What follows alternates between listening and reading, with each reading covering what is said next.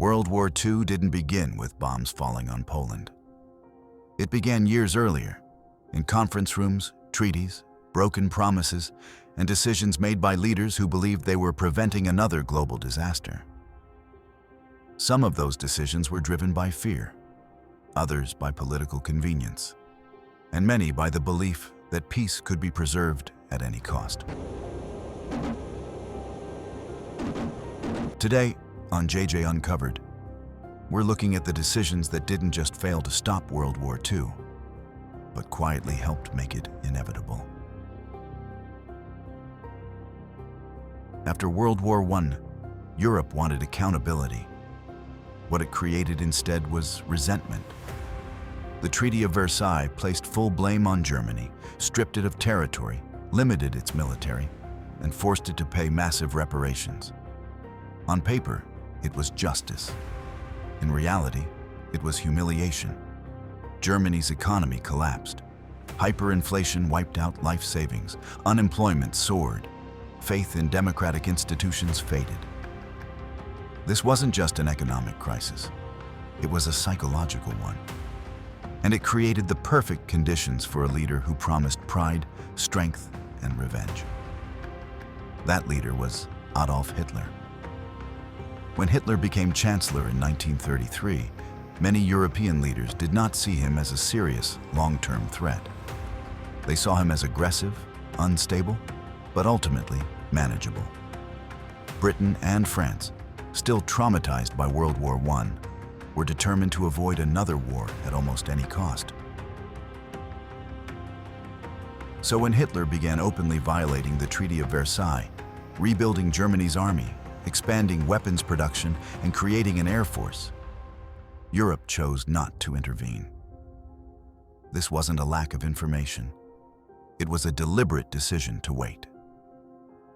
In 1938, Hitler made his next move. Austria was pressured into allowing pro-Nazi officials into its government. When resistance appeared, German troops marched in without opposition. Austria was absorbed into Germany in what became known as the Anschluss. Once again, there were no consequences. Encouraged by this success, Hitler turned his attention to Czechoslovakia.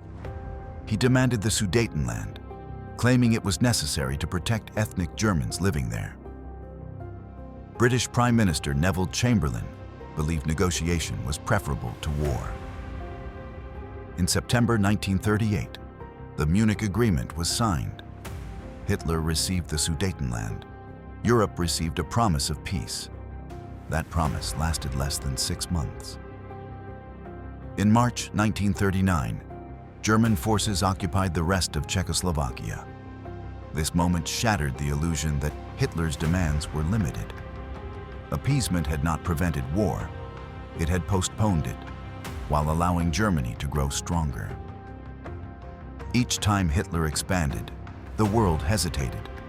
Leaders feared public backlash, economic collapse, and another devastating conflict. But every delay sent the same message. There would be no immediate consequences. Germany's confidence grew. Its military grew faster, and war became less a possibility and more an expectation. In August 1939, Hitler made his most calculated decision. He signed a non-aggression pact with the Soviet Union, secretly agreeing to divide Poland between them. This ensured Germany would not face a two-front war. On September 1st, 1939, German forces invaded Poland using blitzkrieg tactics. Fast, coordinated attacks designed to overwhelm the enemy before they could respond. This time, Britain and France could not look away. They declared war on Germany. World War II had officially begun, not as a sudden explosion, but as the result of years of choices, compromises, and silence. The war did not start with one invasion. It started with hesitation, with denial, and with leaders choosing short-term peace over long-term reality. History shows us that the most dangerous decisions are often not acts of aggression, but moments when the world chooses not to act. This was JJ Uncovered. If you want to understand the forces that shape our world, past and present, subscribe and stay curious, because the decisions that shape tomorrow are being made today.